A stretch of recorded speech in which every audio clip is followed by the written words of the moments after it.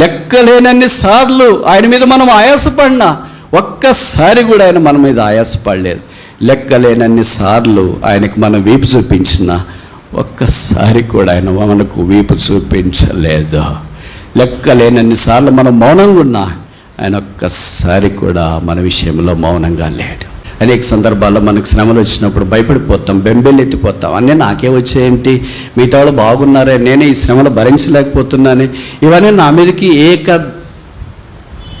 తాటి మీద దాడి చేస్తున్నాయి ఏంటి, ఏక రాశిగా నా మీదకి వచ్చి నిలబడిపోయాయి ఏంటి అని మనం అనుకున్నాం. శ్రమలు మన జీవితాన్ని ఆధ్యాత్మిక వలయంలోనికి తీసుకుని వెళ్ళాలని దేవుని యొక్క ఉద్దేశం. సోలిపోయి డసిపోయి నువ్వు పడుకున్నా నీతో పాటు వచ్చేవాడే యేసుక్రీస్తు ప్రభువు. ఆయన ఖచ్చితంగా చెప్తున్నాడు, నేను నిన్ను విడవను. నీ భర్త విడిచినా, నీ భార్య విడిచినా, నీ తోబుట్టువులు విడిచినా, నీ కన్న పిల్లలు విడిచినా, 9 నెలలు కడుపులో మోసి బయటికి తీసుకొని వచ్చి నాభి సూత్రము కత్తిరించిన నీ పిల్లలు నిన్నే విడిచిన. మనుషుడు బహుశా మీరు కూడా తలస్తా ఇలాగ వచ్చిండొచ్చు, ఇదే నా అవసాన దశ, ఇంకింత, ఇది రాత్రే, ఇదే ఆఖరి, ఇదే రాత్రి భోజనం, ఇదే ఆఖరి రాత్రి భోజనం, ఇదే ఆఖరి రాత్రి నిద్ర, ఇదే ఆఖరి కూడిక, ఇదే ఆఖరి జీవితం, ఇదే ఆఖరి ప్రార్థన, ఇదే ఆఖరి ఆరాధన, ఇదే ఆఖరి మీటింగ్, ఇదే ఆఖరి అనుకునొచ్చు. But in the sight of God it is first one, it's a beginning, not the ending. దేవుని దృష్టిలో ఇది ఆరంభం మాత్రమే కానీ ముగింపు కాదు. ఒంటరిగా పరుగులు తీస్తున్నావా, ఏకాకయ్యావా, తల్లిదండ్రులు దూరం అయిపోయారా, తోబుట్టోళ్ళు తరిమి వేసారా, స్నేహితులు దూరం అయిపోయారా, నీకు పరిచయస్తులు అందరూ గాలికి ఎగిరిపోయినట్లు కెరటాల వల్లే ఎగిరిపోయారా, ఏకాకిగా మిగిలిపోయావా? చీకటి కదా, అలమటిస్తుంది కదా, అరణ్యం కదా, ఆయన పలకరించేవారు లేరు కదా, భవిష్యత్తు అంతా అంధకారంగా ఉంది కదా, ఏం చేయాలో దిక్కుదోచదు కదా, ఇదే ఆఖరి అనుకుంటున్నావు కదా. చదువైనా, ఉద్యోగమైనా, కుటుంబ జీవితమైనా, సంసార జీవితమైనా, సేవైనా, వ్యాపారమైనా, బాధ్యతలైనా. దినవృత్తాంతాల మొదటి గ్రంథం 27వ అధ్యాయం 20వ వచనం ఆఖరి మాటలు. నా దేవుడైన యెహోవా నీతో కూడా ఉండును. యెహోవా మందిరపు సేవను గూర్చిన పని అంతయు నీవు ముగించే వరకు ఆయన నిన్ను ఎంత మాత్రమునో విడవక. దీనికో పేరు పెడదామా? The promise of the great walk. గొప్ప పని కొరకైన వాగ్దానం. ముగించే వరకు నిన్ను ఎంత మాత్రము విడవడు, విడవక ఎందును. ఈ పని బహు గొప్పది, దానికి వాగ్దానాలు ఉండాలి కదా.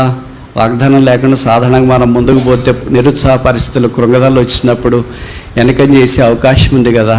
అందుకే దేవుని వాగ్దానం మనం ముందుకెళ్ళటానికి ధీరోదాత్తమైన అంశం అన్న సంగతి క్రైస్తవ లోకానికి సుపరిచితం. అలాంటి వాగ్దానాల్లో ఒకటిది, నేను నిన్ను ఏమాత్రమును విడువను. ముగించు వరకు, మధ్యలో కాదు, ఆరంభంలో కాదు. క్రైస్తవుని యొక్క శుభప్రదమైన లక్షణం ఏంటంటే దేవుడు ఆరంభిస్తాడు, దేవుడు ముగిస్తాడు. ఆ దేవునితో కలిసి మనము కొనసాగడం మాత్రమే. ఆరంభించేవాడు ఆయన, కర్త, కర్మ, క్రియ. ఆ వాగ్దానాల యొక్క పరంపరలో మనము ఉండాలనే దేవుని యొక్క అభిలాష. ఈ మాట బైబిల్ ఎన్నిసార్లు రాయబడింది తెలుసా? పాత నిబంధనలు ఎన్నిసార్లు రాయబడింది, కొత్త నిబంధనలు ఎన్నిసార్లు రాయబడింది, మొదటి ఎన్నిసార్లు రాయబడింది. మీరు అనుమతిస్తే ఆ విషయాలు పరిగేరుకోవటానికి మనం ప్రయత్నం చేస్తాం. నాకు తెలిసి ఈ మాట బైబిల్లో 5 సార్లు రాశారు, పాత నిబంధనలో 4 సార్లు రాశారు, కొత్త నిబంధనలో ఒకే ఒకసారి రాశారు. ఈ 5 సార్లు రిపీటెడ్గా అదే పదం రాయట్లో ఉన్న ఔన్నత్యం ఏంటి? అదే ఈ సందేశం యొక్క సారాంశం. ఒక్కొక్క సందర్భంలో, ఒక్కొక్క విధానంలో దేవుడి వాగ్దానాన్ని వాడిన తీరు, పదప్రయోగం, మనుషుల మధ్యలో దేవుడు నెరవేర్చిన విధానం శ్లాఘనీయమైన సంగతి.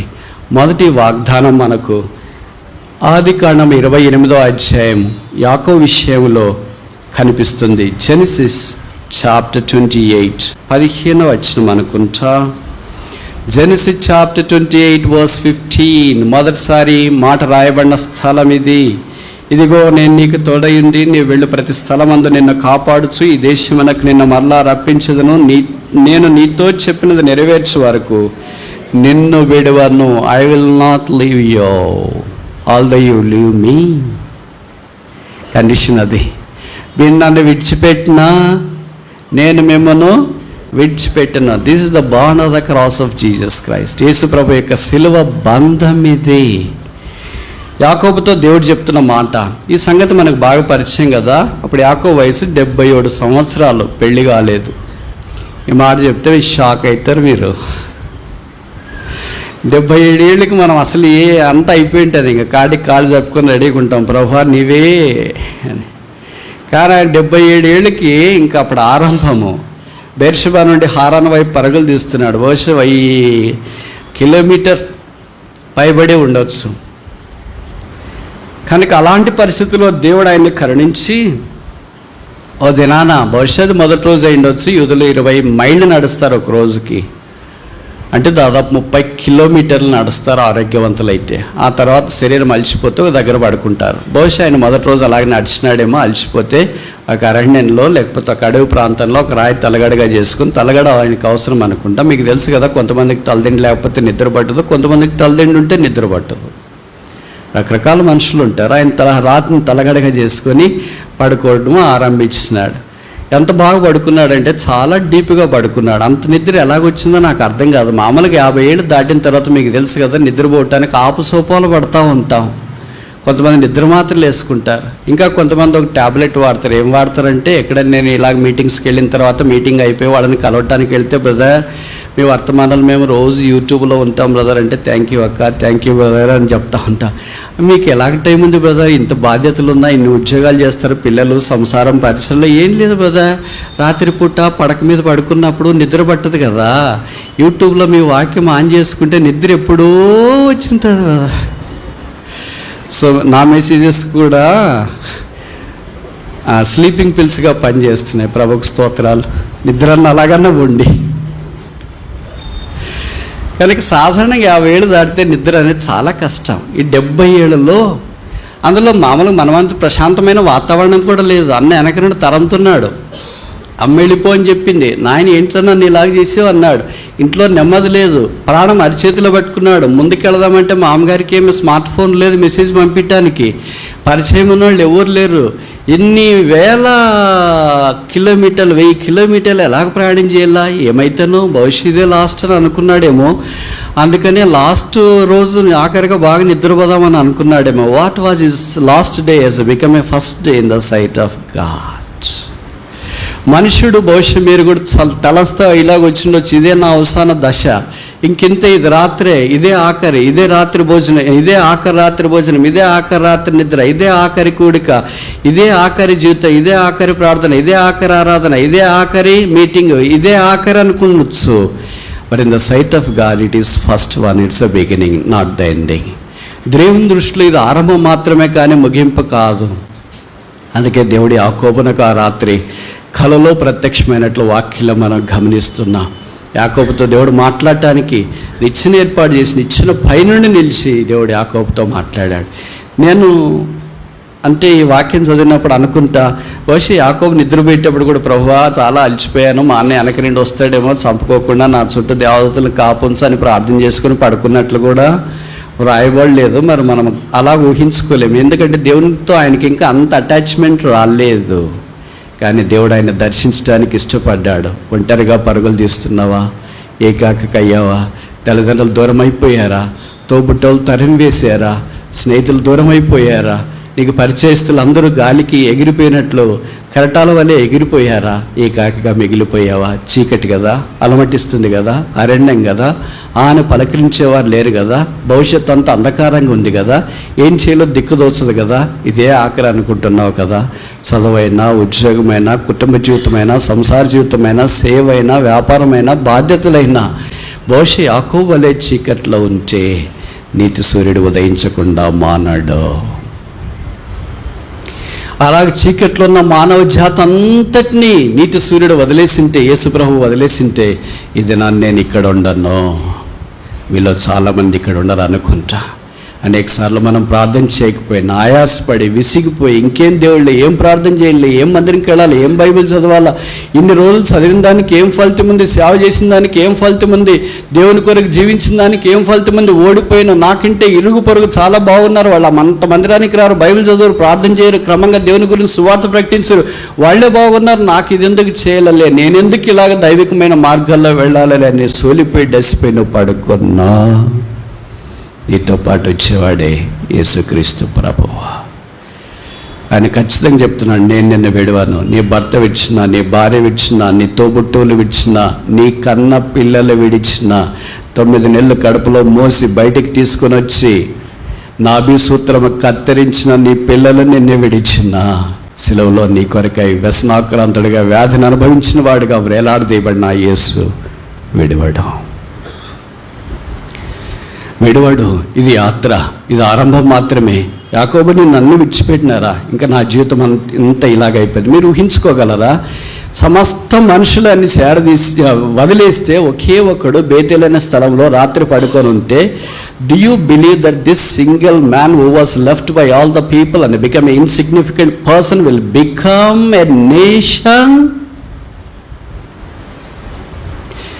ఏకాకిగా ఒక అరణ్యములో రాత్రిపూట బేతేల్లో నిద్రపోతూ తలగడగా చేసుకున్న రాయిని ఆధారం చేసుకున్న ఒక మనుషుడు ఒక రాజ్యం అవుతాడని మీరు ఊహిస్తారా? For a man it is double impossible, for a God it is double impossible. అదే ఇప్పుడు ఇశ్రాయేల్ దేశం మనకు తెలుసు. ఆ దినాన దేవుడు యాకోబుని విడిచిపెట్టింటే ఈ దినాన దేశం కొని కోల్పోయిండేదేమో. అలాగే మన జీవితాలు కూడా యాకోబు కంటే గొప్పవారమేం కాదు, కానీ యాకోబు దేవుడు ఎవరికి ఆశ్రయము దుర్గమై ఉన్నాడు.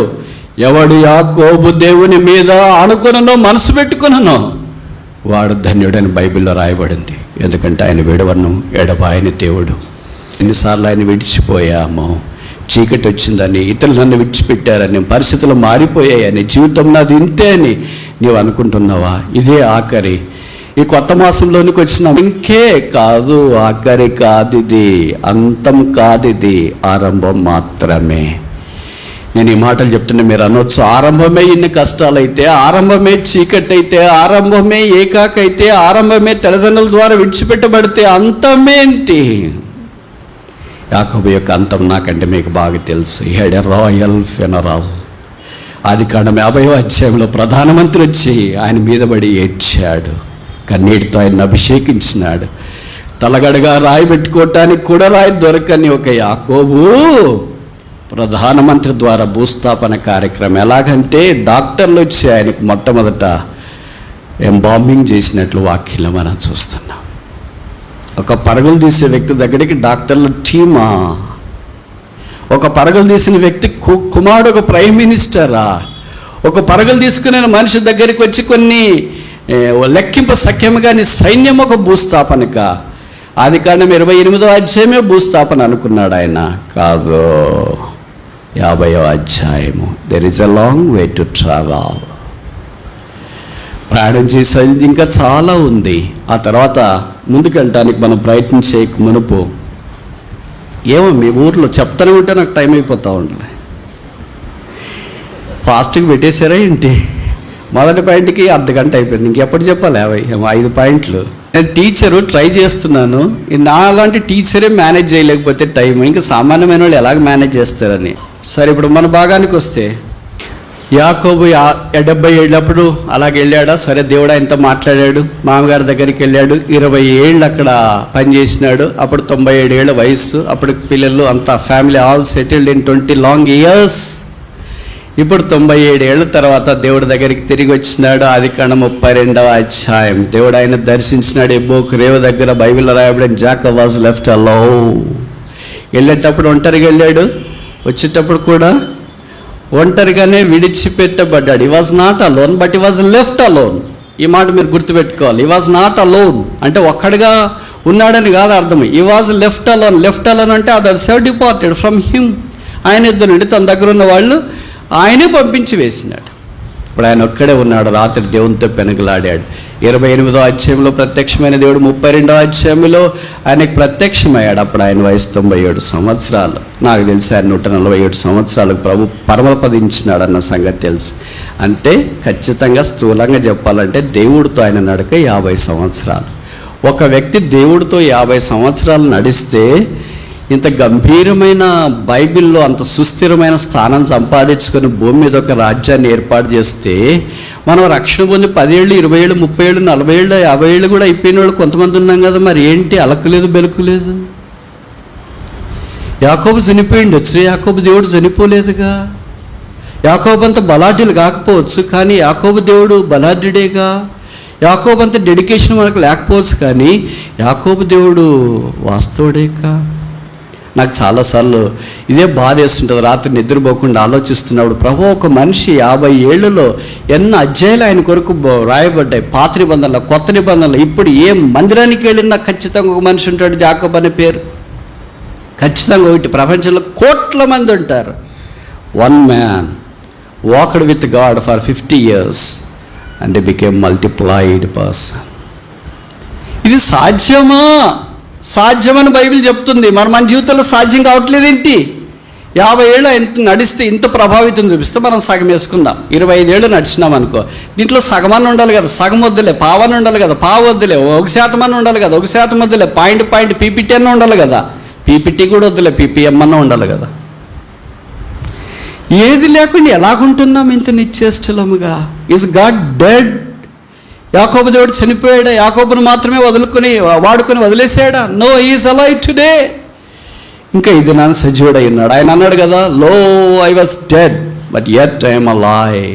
నేను మృతుడినైతిని కానీ యుగాయుగములు సజీవుడినై ఉన్నాను. ఇంకా ఎవరైనా యేసుని ఎరగకుండా ఉంటే, యాకోబు దేవుడిని ఎరగకుండా ఉంటే, ఆ యేసుక్రీస్తు ప్రభుని మేము మీకు ప్రకటిస్తున్నాము, పరిచయం చేస్తున్నాము. ఆ యేసు యొక్క జీవితం మనిషి జీవితాన్ని మార్చివేస్తుంది. ఆయన టచ్, యాకోబును 28వ అధ్యాయం ఆదికాండంలో ఆయన టచ్ చేసినాడు, 32వ అధ్యాయంలో ఆయన టచ్ చేసినాడు. ఆయన అనేకులకు ఆశీర్వాదముగా మార్చబడ్డాడు. రాజులు ఆయన గర్భములో నుండి వచ్చారు. This is astronomical blessing. We can never measure this blessing. ఈ ఆశీర్వాదము అసలు కొలవటానికి ఏ సాధనాలు లేవు. మన సంగతి ఏంటి మరి?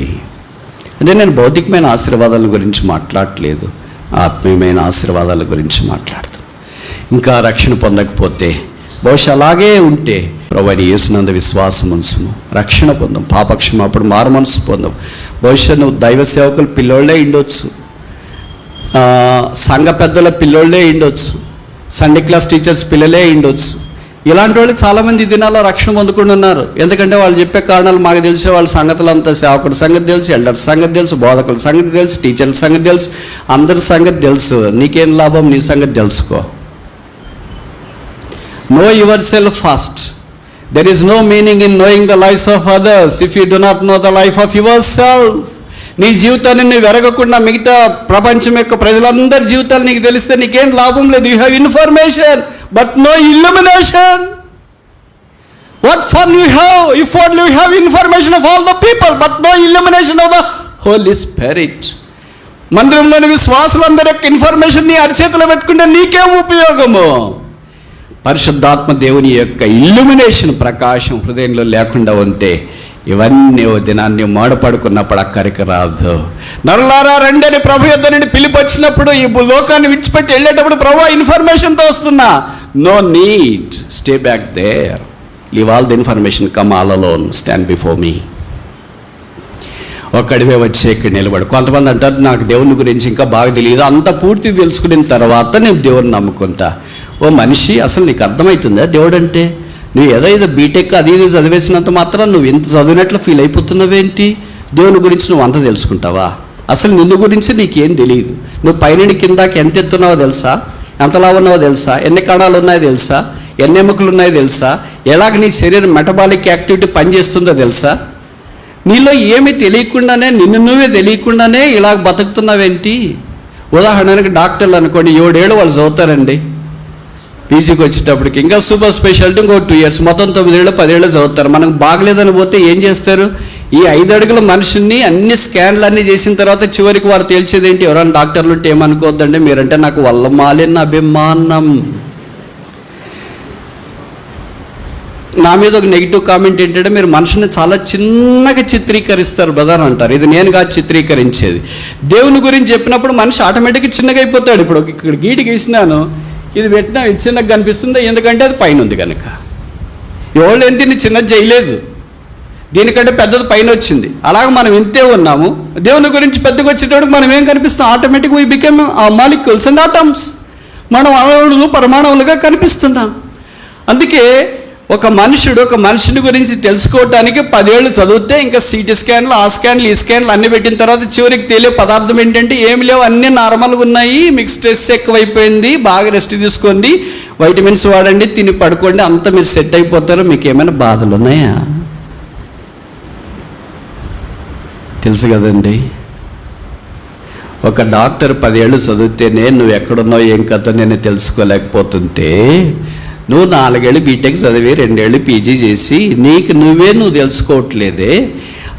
మహాకాశాల పట్టజాలని దేవుడు భూమిని ఆకాశాన్ని సింహాసనం చేసుకొని భూమిని పాదపీఠంగా చేసుకొని సమస్తమును మహత్తుగల మాడి చేత నిర్వహిస్తున్న దేవుడు 6000 సంవత్సరాల మానవ జగత్తులో సకల సృష్టిని తన చేతిలో ఉంచుకొని నిర్వర్తిస్తున్న దేవుని గురించి జానడ మనుషుడు, 5 అడుగుల మనుషుడు, ఇంత పిడికడంత మైండ్ కలిగిన వాడు గుర్తించుకోవడం, తెలుసుకోవడం, గ్రహించడం, ఎరగడం సాధ్యమంటావా?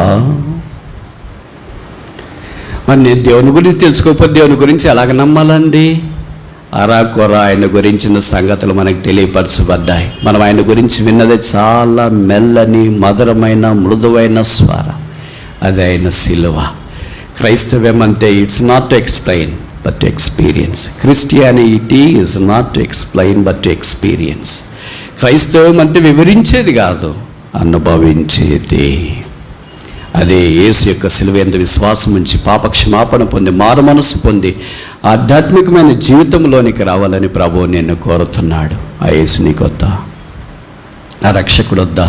ఇంకెంతకాలం వాయిదా వేస్తావు? ఎంతకాలం మనుషులు చూస్తూనే ఉంటావు? ఎంతకాలం వాళ్ళు బాగలేరు, వీళ్ళు బాగలేరు, ఇటు బాగలేరు, అటు బాగలేరు, ఎంతకాలం ఇలాగుంటా? How long you will be like this? ఓ దినాన్ని మాడప్పో పిలిపి వచ్చిందనుకో, ఇప్పటిదాకా బాగా నిటారుగున్నవాడు, డ్రెస్ వేసుకున్నావు, పర్ఫ్యూమ్ కొట్టుకున్నావు, తర్వాత ఏంటి తల వెంట్రుకలుగా రంగు పూసుకున్నావు, పైనుండి కింద దాకా రంగు పిలుపు వచ్చింది. ఒక్కసారి నిలబడ్డ మనిషిని అడ్డంగా పడుకోబెడతారు. అప్పటిదాకా పేరు పెట్టి పిలిచినారు, బ్రదర్ బ్రదర్, సిస్టర్ సిస్టర్ అన్నారు. ఇప్పుడు పేరు మారిపోతుంది, బ్రదర్ బాడీ ఎక్కడ పెట్టారండి? బ్రదర్ ఏమయ్యాడు? బాడీ అయినారు. సిస్టర్ ఏమైంది? బాడీ అయిపోయింది. ఇప్పుడు మరి బ్రదర్ అంటే బ్రదర్ ఎక్కడున్నాడండి అనొచ్చుగా, అనవేంటి మరి? సిస్టర్ ఎక్కడున్నారండి అనొచ్చుగా, అనవేంటి మరి? పేరు మార్చేసావు. ఇప్పుడు నీ రూపమంతా మారిపోయింది, రంగు మారిపోయింది. నాసికారంధ్రంలోనికి కాటన్ దూది పెడుతున్నారు, చెవుల్లోకి దూది పెడుతున్నారు, 2 బొట్టన వేళక తాడుతో కట్టేస్తున్నారు, 2 కాళ్ళు బొట్టన వేళ తాడుతో కట్టేస్తున్నారు. నువ్వు ఇంక కదలటానికి లేదు, నువ్వు ఈ పెట్టెకు మాత్రమే పరిమితము. నిన్ను 4 మోసుకొని పోతూ ఉన్నారు, అక్కడికి వెళుతున్నావు. ఇంట్లో పడుకుంటే భార్య వచ్చి భర్త వచ్చి లేయండి ఆఫీస్కి టైం అవుతుంది. సమాధిలో పడుకుంటే ఎవరు లేపుతున్నారు? డాడీ లెయ్యి అని కొడుకు వస్తున్నాడా? డాడీ లెయ్యి అని కూతురు వస్తుందా? నిన్ను బలవంత పెట్టి లేపటానికి ఎవరైనా ఉన్నారా? 6 గంటలు కాదు నువ్వు పడుకునే తర్వాత లేచేది, అలాగే పడుకుంటావు. ఓ మానవుడా, దేవుని ఎదుట నీవు నిరుత్తరుడు అయి ఉన్నావు. దేవుని యొక్క సార్వభౌమ అధికారాన్ని తృఢీకరించడానికి ధైర్యం చేసి ఆయన మునుకోలకు ఎదురు తనతో మారు మనసు, రక్షణ, పాపక్షమాపణ పొందకుండా కఠినంగా నీ జీవితాన్ని మార్చుకుంటే ముగింపు విషాదమని తెలియచేయటానికి విచారిస్తున్నాం. ప్రభువైన యేసునందు విశ్వాసం ఉంచుమాప నీవును నీ ఇంటి వారిను రక్షణ పొందుతారు. యాకోబు వలె అద్వితీయమైన ఆశీర్వాదంలోనికి మనం తీసుకురావటానికి అవకాశం ఉంటుంది. దీనికి మనం ఒక పేరు పెడదామా? The promise of the pilgrimage. యాత్రికునికి యొక్క వాగ్దానం. యాకోబు యాత్రికుడు, దేవుడు ఆ వాగ్దానాన్ని నెరవేర్చినాడు. అంత ఇంత గొప్ప సామ్రాజ్యాధిపతి అయి గోత్రాల కర్త అయి యాకోబులో నుండి లోకరక్షకుడని యేసుక్రీస్తు ప్రభు వారి భూమి మీదకి దిగిరావటానికి ఆధారమయ్యాడు. What blessing is greater than the blessing of bringing forth the saviour into this world. ఈ లోకానికి రక్షకుని భూమి మీద తీసుకొని వచ్చే అంత ఆశీర్వాదం కంటే ఇంక అధికమైన ఆశీర్వాదం ఏం కావాలా? రెండోది చూస్తామా? సరే 3-4 చూసి ముగిస్తాం. యెహోషువ మొదటి అధ్యాయం, జాషువా చాప్టర్ 1. యెహోషువ మొదటి అధ్యాయము 6వ వచనం. Book of Jashuva chapter 1 verse 6. నిన్ను విడవను, నిన్ను ఎడబాయను, నిబ్బరము కలిగి ధైర్యముగా నుండము. దేవుని యొక్క వాగ్దానం దేవుడు యెహోషువ యుద్ధకు కూడా ఇలాగే తీసుకుని వచ్చినట్లు ఈ వాక్యం ద్వారా మనకు అర్థమవుతుందన్న సంగతి ఎరుగుదాం. అందుకని ఈ యెహోషువ దగ్గరికి వచ్చేటప్పటికి యెహోషువ ముందున్న పరిస్థితిని చూసి, శత్రువులను వారందరిని చూసి, లేదా మోషే తర్వాత ఆ స్థానాన్ని ఎలాగ నేను భర్తీ చేయగలను, వీటన్నిటిని చూసి బహుశా భయపడుతున్నాడు వచ్చేమో, దిగులుగున్నాడేమో. ప్రభు ఆయనతో ఏం చెప్తున్నాడు అంటే భయపడొద్దు, దిగులు పడొద్దు. భయపడొద్దు, దిగులు పడొద్దు అంటే అర్థం ఏంటి? భయపడుతున్నాడు, దిగులు పడుతున్నాడు అని అర్థం. జంకొద్దు అంటే జంకుతున్నాడు అని అర్థం. ఇది సాధారణంగా మనం బైబిల్ అర్థం చేసుకునేటప్పుడు వాడుకునే పర్యాయ పదాలు. అంటే ఇది టెలిఫోనిక్ కాన్వర్జేషన్ మాదిరి. ఇక్కడ మీరు ఫోన్ మాట్లాడుతుంటారు, అవతల ఎవరు మాట్లాడుతుంటారు నాకు తెలియదు, కానీ మీరు ఇచ్చే జవాబులను బట్టి నేను కొంత గెస్ చేస్తాను. బాగున్నా అని అన్నారు అనుకో, అవతల వాళ్ళు ఏం అడిగింటారు? బాగున్నావా. తిన్నా అన్నారు అనుకో, అవతల వాళ్ళు ఏం అడిగింటారు? తిన్నావా అని అడిగి. మందిరంలో ఉన్నా, అవతల వాళ్ళు ఏం అడిగింటారు? ఇప్పుడు బైబిల్ కూడా అలాంటిదే. నువ్వు భయపడవద్దు అంటే ఏమని అర్థం? భయపడ్డాడు. జడేయవద్దు అంటే ఏమని అర్థం? జడైపడ్డాడు. కనుక ఇవన్నీ బహుశా యెహోషువలో ఉన్నాయేమో. దేవుడు ఆయన జ్ఞాపకం చేస్తూ యెహోషువ యొక్క భద్రతను గురించి పూచికతో హామీ ఇస్తున్నాడు, ప్రామిస్ ఆఫ్ ప్రొటెక్షన్. ప్రభు మన జీవితాల్లో కూడా ఇలాంటి భద్రత ఇవ్వాలని కోరుతున్నాడు. యెహోషువ అసమానమైన క్రైస్తవ విశ్వాస వీరుడు. ఆయన విశ్వాసం గొప్పది. సూర్యుని నాపాడు. 6000 సంవత్సరాల మానవ చరిత్రలో సూర్యుని చంద్రుని నాపిన ఏకైక క్రైస్తవ విశ్వాస వీరుడు ఒక్కడు. ఒక్కొక్కరి జీవితాలు చూసినప్పుడు అనిపిస్తుంది, ప్రభువా ఈ బైబిల్ అసలు నాకు ఎక్కడన్నా ఉందా? కనీసము అనంత దూరంలోనైనా ఉన్నానా ఈ బైబిల్కి? మనం చూస్తే ఎక్కడ పడిపోయి పాడైపోయి భ్రష్టు పట్టిపోయి ఏం లేకుండా ఆదివారం వచ్చి ఆరాధన చేసి బలలో పాల్పొంది, ఏదో కానికి ఇచ్చేసి భోజనం ఆఫీస్లో పాల్పొంది, రిక్షా ఎక్కి, ఆటో ఎక్కి, షేర్ ఆటో ఎక్కి, బండెక్కి ఇంటికి పోతున్నాం. ఆ తర్వాత అంతే. ఏమయ్యాడు యాకోబు దేవుడు? ఏమయ్యాడు యెహోషువ దేవుడు? ఏమయ్యాడు సొలొమోను దేవుడు? ఏమయ్యాడు దావీదు దేవుడు? పుస్తకంలో ఉన్నాడా? జీవితంలో లేడా? ఆయన పుస్తకంలో ఉండి జీవితంలో లేకపోతే I don't want this God any longer for me. ఆయన బైబిల్లోనే మాత్రమే దాగి ఉండి నా జీవితంలో కార్యస్థితి కలిగించకపోతే ఈ దేవుడితో నాకేం పనుంది? ఇది కూడా ఒక కథల పుస్తకమే కదా. ఇది కూడా ఒక సామాన్యమైన గొప్ప వ్యక్తుల ద్వారా దేవుడు జరిగించిన కార్యమే కదా. ఆ దేవుడు నాలో కూడా మనలో కూడా కొంతైనా మన విశ్వాసం కొలిది కార్యసిద్ధి కలిగి జరిగించినప్పుడు ఆ దేవుని గురించిన అవగాహనలోనికి మనం రావటానికి అవకాశం. యెహోషువ దేవుడు అలాగో బలపరిచి వాడుకుంటూ వచ్చినాడు. బలమైన సాధనమయ్యాడు. ఆయన పేట పుస్తకం ఉంది. ఆయన పేరు కూడా ప్రపంచంలో మారుమోగుతుంది. ప్రతి మందిలో ఒక యెహోషువ మినిమం చెప్తున్నా నేను, మ్యాక్స్ కాదు. వెయ్యి అంటే మనవే వెయ్యి కాదు, ఇంక మిగతా వాళ్ళందరూ ఉన్నారు కదా. అలాగూ ప్రపంచమంతా ఎన్ని కోట్ల మంది ఉన్నారు. దేవుని ఆశీర్వాదం వారి మీదకి కుండపోత వల్లే కురిసిపోయింది. శ్రమలో, బాధలో, వేదనలో, అవమానాల్లో ప్రభు కొరకు నిలబడడానికి ఇష్టపడ్డాడు. అనేక సందర్భాల్లో మనకు శ్రమలు వచ్చినప్పుడు భయపడిపోతాం, బెంబెలెత్తిపోతాం. అన్నీ నాకే వచ్చేయంటి, మిగతా వాళ్ళు బాగున్నారే, నేనే ఈ శ్రమలు భరించలేకపోతున్నాను, ఇవన్నీ నా మీదకి ఏక తాటి మీద దాడి చేస్తున్నాయి ఏంటి, ఏక రాశిగా నా మీదకి వచ్చి నిలబడిపోయాయి ఏంటి అని మనం అనుకున్నాం. శ్రమలు మన జీవితాన్ని ఆధ్యాత్మిక వలయంలోనికి తీసుకుని వెళ్ళాలని దేవుని యొక్క ఉద్దేశం. చూడండి, ఒక చిన్న ప్రయోగం మనం చేయడానికి ప్రయత్నం చేస్తే, ఒక స్టీల్ గ్లాసో లేకపోతే గాజు గ్లాస్ తీసుకొని నీళ్ళు పోసాం, వేడి నీళ్ళు పోసాం అనుకోండి. ఒకటి దాంట్లో 30 దాకా పోసాం. మొదటి గ్లాసులో పొటాటో అంటే బంగాళాదుంప మీ భాషలో చెప్పాలంటే, రెండో గ్లాసులో కోడిగుడ్డు ఎగ్, మూడో గ్లాసులో కాఫీ గింజలు. ఈ 3 పోసినాం. వేడి నీళ్ళు యొక్క టెంపరేచర్, ఉష్ణోగ్రత సమానంగా ఉంది, 100 degrees ఉంది అనుకోండి. మూడిట్లో అంతే సమానంగా ఉంది, కానీ మెటీరియల్ మాత్రం వేరే. గ్లాసు ఒకటే, మీడియా ఒకటే, టెంపరేచరు ఒకటే, material is different, content is different. ఇప్పుడు 3 పదార్థాలు 3 రకాలుగా స్పందిస్తాయి వేడి నీటికి. మొదటిది బంగాళాదుంప. కొద్దిసేపు అయిపోయిన తర్వాత మనం తీస్తే ఎలాగుంటుంది? మెత్తగా ఉంటుంది, పూరీ కర్రీకి హైలైట్గా ఉంటుంది. రెండవది తీస్తే ఎగ్. అదంతా షెల్లో నుండి ఏమంటారు, గులకనా,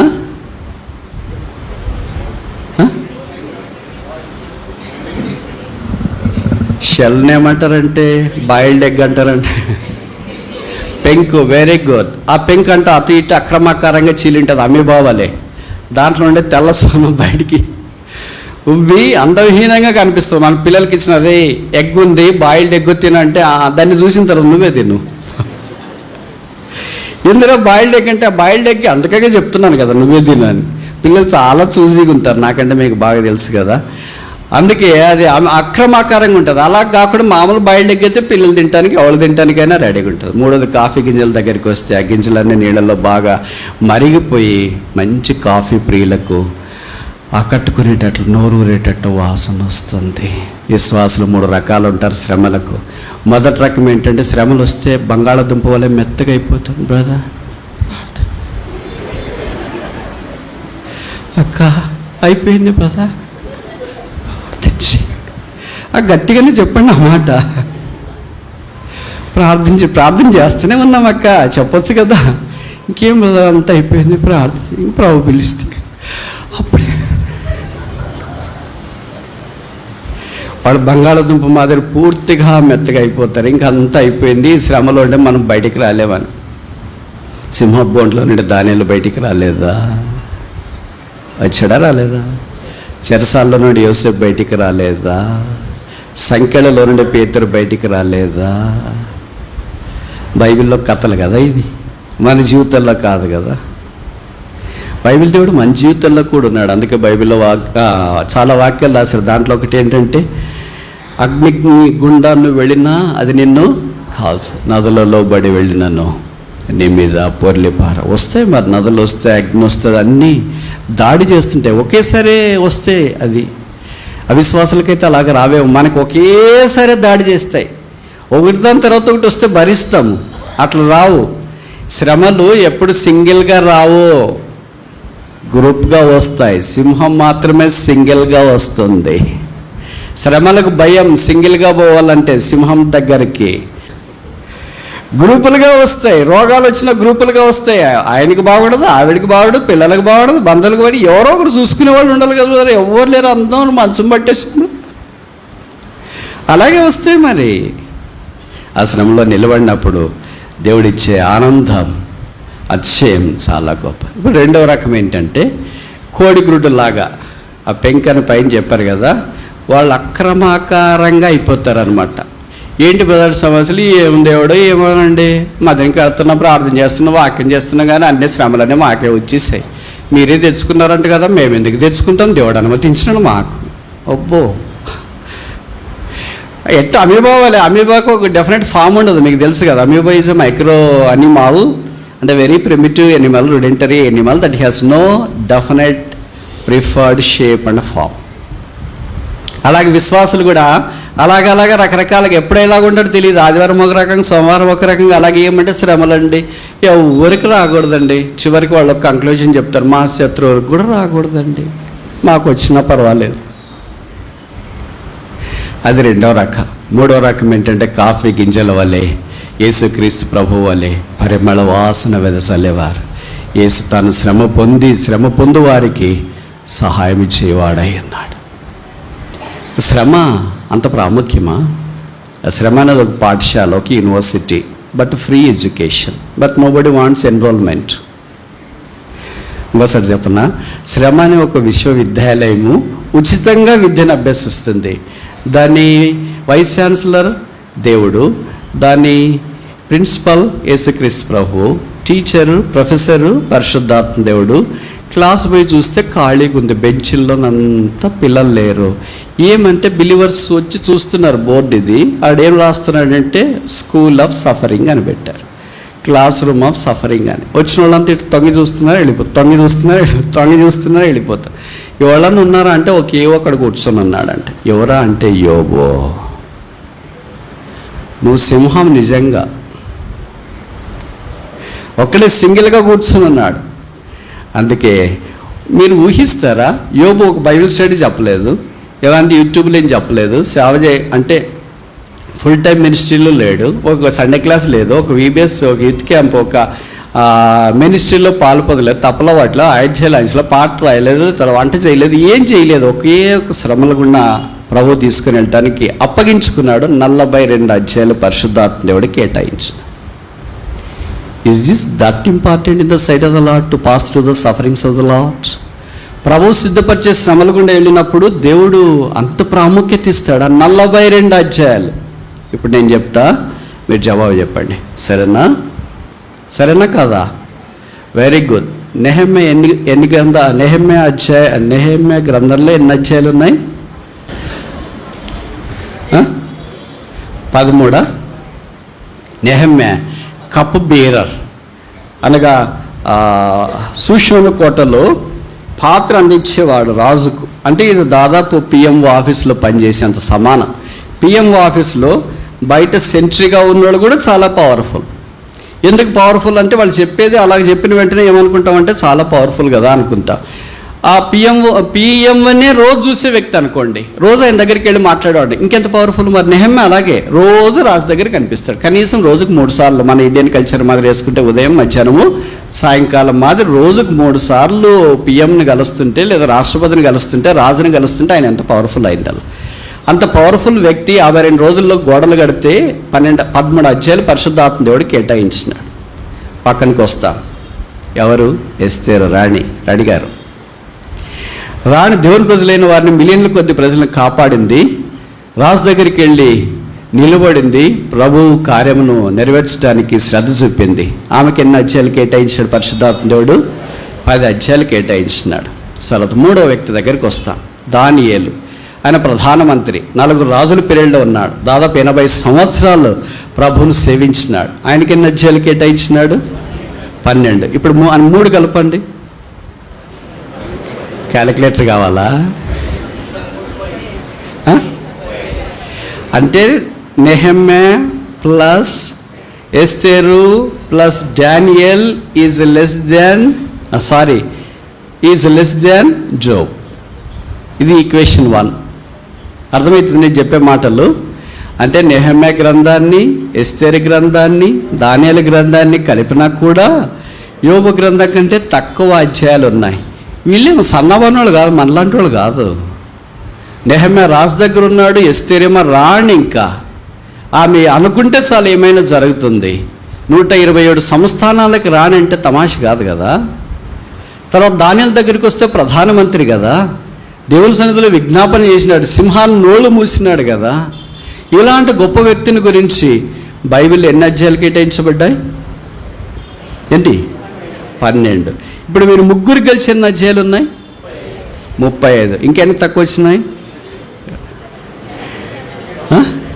సరే, ఇప్పుడు ఇవన్నీ మనం ఆలోచిస్తే దేవుని యొక్క దృష్టిలో ఒక వ్యక్తి శ్రమల గుండా యోబు వలె వెళ్ళినప్పుడు, నెహెమ్యాలాగో గొప్ప వ్యక్తి అయినా, ఎస్తేర్ లాంటి గొప్ప రాణైనా, దానియేలు లాంటి గొప్ప ప్రధానమంత్రి అయినా శ్రమ పొంది బయటకు వచ్చిన వ్యక్తిని దేవుడు ఎంత ఘనపరుస్తున్నాడని అర్థమవుతుంది. అందుకే 42:1-2లో అన్నాడు యోబు, యెహోవా నీవు సమస్త క్రియలు చేయగలవనియు, నీవు ఉద్దేశించింది ఏదియో నిష్ఫలము కానిరదని నేనిప్పుడు తెలుసుకొంటిని. దేవుడు వారందరినీ భద్రపరిచి కాపాడుతూ వచ్చినాడు. ఇప్పుడు మన సంగతి ఏంటి? ఆయన శ్రమ పొందకుండా ఉంటే ఇదే మనం ఇక్కడ ఉండేవారం కాదు. ఆయన సెలవిచ్చిన మాట, వెళ్ళిపోక మునుపు లోకంలో మీకు శ్రమ కలుగును, ఆయనను ధైర్యం తెచ్చుకుని నేను లోకాన్ని జయించున్నాను. కలిగే శ్రమలు, పోరాటాలు, ఇబ్బందులు, వీటన్నిటి గుండా ప్రభు మనల్ని తీసుకుని వెళుతున్నా సువర్ణం వలె బయటికి తీసుకురావాలని ఆయన యొక్క ఉద్దేశం. సిలువను చూస్తూనే ఆయన శ్రమలతో పోల్చుకున్నప్పుడు మనం విన్నదగినవి కాదు. ఇంకో మాటలో చెప్పాలంటే అసలు ఆయన శ్రమలు, మన శ్రమల గురించి మాట్లాడేటప్పుడు ఆయన శ్రమల గురించి మనం పేరెత్తడానికి కూడా లేదు. ఆయన ఆకాశమందు ఉన్నాడు, మన భూమి మీద ఉన్నాం. ఆయన సిలువలో ఉన్నాడు, మన భూమి మీద ఉన్నాం. ఆయన వికారుడిగా మార్చబడ్డాడు, మనం సామాన్యులుగా ఉన్నాం. ఆయన స్వరూపము లేనివాడిగా చేయబడ్డాడు, మనం స్వరూపము కలిగి ఉన్నాం. ఆయన రిక్తుడిగా సిలువలో వేలాడదీయబడ్డాడు, మనం సమస్తాన్ని కలిగి ఉన్నాం. ఆయన ఏకాకిగా సిలువలో వేలాడదీయబడ్డాడు, మనం సమూహముగా ఈ శ్రమలకు మార్గం గుండా వెళుతూ ఉన్నాం. గొప్ప సాక్షి సమూహం మనకంటే ముందుగా వెళుతుండగా మనం వారిని చూస్తూ ఆ సిలువను గురిగా కలిగి ఉండి సిలువ రక్త ప్రవాహంలో కడుక్కొని శుద్ధీకరించబడిన వారమై ఈ మిక్కిలి గొప్ప పని కొరకై పూనుకోవాలని కోరబడుతున్నా. ఈ పని ముగించే వరకు నేను మిమ్మల్ని విడవాను. మరి విడిచిపెట్టింది ఎవరు? మనిషికున్న నైజం ఏంటంటే నిరారోపణ చేయట, అక్యూజేషన్. వాళ్ళు చెప్పక మునిపే మనమే మాట్లాడతాం. ఈ మధ్యలో ఎప్పుడు కనిపించట్లేదు ఏంటి మీరు? నువ్వు కనిపించట్లేదు, వాళ్ళు నిన్ను అడుగుతారని నువ్వే ముందు రివర్స్లో పెట్టేస్తావు కదా. Is it not true? It is true very where. ఏమిటి ఈ మధ్యలో ఫోన్ చేయడం మానేశారు అంటే మీరు మానేశారు కనుక వేరే వాళ్ళు మానేసినారు అని మనం ప్రతి దానికి మనం ఏం చేస్తామంటే నేరారోపణ. This is the characteristic of a Lucifer యొక్క లక్షణం అది తీసుకొని వచ్చిన. అందుకని ఇప్పుడు మనం దేవుడి దగ్గరికి వచ్చిన తర్వాత కూడా ఏమంటాం, దేవుడే మమ్మల్ని వదిలేసినాడు అంటే. బైబిల్ ఏం రాయబడింది, నేను నిన్ను వీడవను. మనం ఏం చెప్తాము, నీవు నన్ను. చెప్పండి ఈ మాట ఎన్నిసార్లు అన్నాం మనం, పక్కనోడు కూడా ఎన్నిసార్లు అని వింటారు, మన అంతరంగంలో ఎన్నిసార్లు అన్నాం, ఏమో దేవుడు మమ్మల్ని విడిచిపెట్టినాడేమో, అందుకే మా ప్రార్థనలకు జవాబు రాలేదు, మా విజ్ఞాపన చెవిని పెట్టబడట్లేదు, మా కన్నీరు తొడవబడట్లేదు, మా బాధలు తీరట్లేదు, మా వేదనలు అన్నీ ఇలాగే ఉంటున్నాయి ఏంటి. ఎప్పుడు ఆయన విడిచిపెట్టాడు, ఆయన మనల్ని విడిచిపెట్టేటట్లయితే ఆయన శిలువ మీద తండ్రి చేత విడిచిపెట్టబడేవాడు కాడో. ఆయన శిలువలో కేకేశాడు, ఎలోయి ఎలోయి లామా సబక్తాని, నా దేవా నా దేవా నన్ను ఎందుకు విడిచితివి. ఆయన శిలువలో 7 మాటల్లో మొదటి మాట తండ్రి అని సంబోధించాడు, ఆఖరి మాట కూడా తండ్రి అని సంబోధించినాడు. ఈ ఒక్కసారే తన జీవితంలో నా దేవా అన్నది. This is the only time in his life he said that my God. Every time he said, he addressed Father, Father, Father, Father, Father. But on the cross he was left alone. శిలువలో ఒంటరిగా విడిచిపెట్టబడ్డాడు. ఇప్పుడు తండ్రి అనలేడు, ఎందుకంటే విడిచిపెట్టబడిన వ్యక్తికి తండ్రితో సంబంధం లేదు.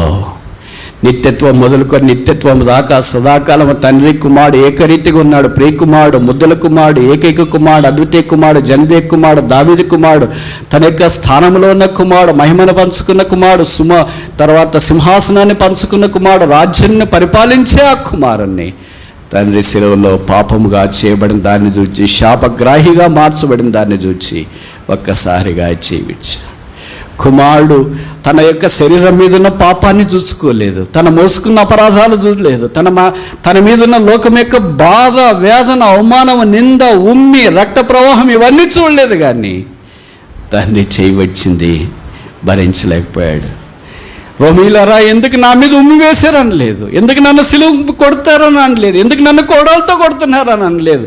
కోడాలతో కొట్టిన బాధ కంటే, ముఖం మీద ఉమ్మి వేయబడిన దానికంటే, తల మీద ముళ్ళ కిరీటం కంటే, చేతుల్లో మేకలతో కలిగిన బాధ కంటే, ప్రక్కలో బల్లెంతో పొడిచినప్పుడు కలిగిన బాధ కంటే, కాళ్ళ మీద మేకలు కొట్టినప్పుడు కలిగిన బాధ కంటే, తండ్రి ద్వారా పాపముగా యేసు సిలువలో చేయబడినప్పుడు కలిగిన బాధ నిత్యత్వంలో ఒక్కసారి. అందుకని ఆ బాధలో ఆయన కేక వేశాడు, నా దేవా నా దేవా నన్ను ఎందుకు చేయవచ్చింది. జవాబేమో తెలుసా, నిన్నెందుకు చేయవిచ్చినానంటే విడవబండి సమాజం యొక్క చేయి పట్టుకొంట కొరకై చేయి విడిచినాను కనుక ఆయన చేయి పట్టుకొని నడిపిస్తూ వచ్చిన. ఆయన విడిచిపెడితే ఇదేనాను మనం ఇక్కడ ఉండము. గాలి పటాకాల గాలికి ఎగిరిపోయినట్లు ఎగిరిపోయి ఉంటాము, పుష్పము రాలిపోయినట్లు రాలిపోయి ఉంటాము, నీటి బుడుగు పగిలిపోయినట్లు పగిలిపోయి ఉంటాము, నీరు ఆవిరైనట్లు ఇదేనా ఆవిరై ఉంటాము. దేవుడు తన అనాది కాల సంకల్పాన్ని బట్టి మనం ఆయన లెక్కలేనన్ని సార్లు విడిచిపెట్టినా ఆయన ఒక్కసారి కూడా విడిచిపెట్టలేదు. లెక్కలేనన్ని సార్లు ఆయన గాయాన్ని మనం రేపినా ఆయన ఒక్కసారి కూడా ఇష్టపూర్వకంగా మనఃపూర్వకంగా బాధ పెట్టలేదు. లెక్కలేనన్ని సార్లు ఆయనకు అవమానం తెచ్చినా ఆయన ఒక్కసారి కూడా మన జీవితంలో అవమానానికి అప్పగించలేదు. లెక్కలేనన్ని సార్లు ఆయన మీద మనం ఆయాసపడినా ఒక్కసారి కూడా ఆయన మన మీద ఆయాసపడలేదు. లెక్కలేనన్ని సార్లు ఆయనకు మనం వీపు చూపించినా ఒక్కసారి కూడా ఆయన మనకు వీపు చూపించలేదు. లెక్కలేనన్ని సార్లు మనం మౌనంగా ఉన్నా ఆయన ఒక్కసారి కూడా మన విషయంలో మౌనంగా లేడు. లెక్కలేనన్ని సార్లు మనం చీకట్లో అపనమ్మకంగా జీవిస్తున్నా ఒక్కసారి కూడా ఆయన మన విషయంలో అపనమ్మకస్తుడిగా లేదు. లెక్కలేనన్ని సార్లు ఆయనకు దూరం అయిపోయినా ఒక్కసారి కూడా ఆయన దూరం కాలేదు. శిలువ వైపు చూస్తూ శిలువకు అప్పగించుకొని రక్తం ద్వారా కడగబడి శుద్ధీకరించబడి ఈ కొత్త సంవత్సరంలో మిగతా దినాల్లో ప్రభువా నన్ను విడవని ఎడబాయనని సెలవిచ్చిన, నేనే నన్ను విడిచిపెట్టి ఎడబాసాను, నేనే నీకు దూరం అయ్యాను, ఇంకెంతకాలం దూరం అయిపోవాలా, ఇంకెన్ని రోజులు దూరం అయిపోవాలా, ఎంతని దూరం అయిపోవాలా. భూమి గుండ్రంగా ఉందన్నట్లు నువ్వు రాదలిచిన ఎడలా నువ్వు రాదలచినలా నా దగ్గర రావాలని. తప్పైన కుమారుడు దూర దేశానికి వెళ్ళినా, ఆ దేశస్తుల్లో చెంత ఒకరి చెంత చేరినా, పందులు మేపే పని ఉన్నా, పందులు తినే పొట్టుతో ఉన్నా, రాదలిస్తే స్నేహితుల దగ్గరికి పోలేడు, అన్న దగ్గరికి పోలేడు, ఆ దూర దేశస్తులు ఇంకొక దగ్గరికి వెళ్ళలేడు, తన దగ్గరికే రావాలి. మనం కూడా ఆ శిలువలో వేలాడిన యేసు వైపు చూస్తే ఆయన దగ్గరికి వస్తాం. ప్రభువా, నన్ను కూడా పట్టుకో, నా అపరాధాలు క్షమించు, నా జీవితాన్ని కడిగి శుద్ధీకరించు. లెక్కలేనన్ని సార్లు ఓడిపోయాను, లెక్కలేనన్ని సార్లు తప్పిపోయాను, లెక్కలేనన్ని సార్లు అపనమ్మకస్తుడిగా జీవించినాను, లెక్కలేనన్ని సార్లు నీకు దూరం అయిపోయాను, లెక్కించలేనయ్యా. అందుకే కీర్తనకాడను, నా దోషములు నా తల వెంట్రుకలకు మించి ఉన్నవి. కీర్తనకాడ దోషాలే అన్నైతే మన దోషాలకు అంతుందంటారా? అయితే ప్రభుకు స్తోత్రాలు. యేసు రక్తం ప్రతి పాపము నుండి మనల్ని కడిగి పవిత్రులుగా చేస్తుంది.